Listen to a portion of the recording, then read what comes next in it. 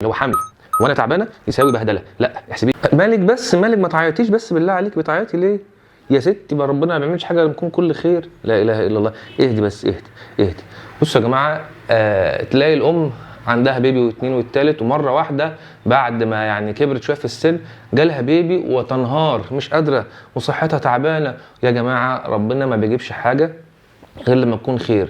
انت دلوقتي تعبانه، مشكلتنا ان احنا بنحسب الايه المعادله برضو 1 زائد 1 يساوي 2، اللي هو حمل وانا تعبانه يساوي بهدله. لا احسبيها ان حمل مع احتساب وصبر ربنا بيعين.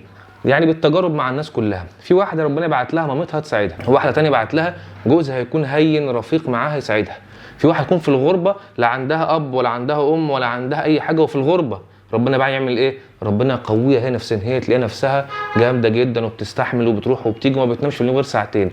فربنا رحيم، ربنا بيقول لا يكلف الله نفسا الا وسعها، لا يكلف الله نفسا الا ما اتاها، سيجعل الله بعد عسر يسرا. خلاص ربنا هيقدرك عليه وهيكبر وكل ده هيتنسى.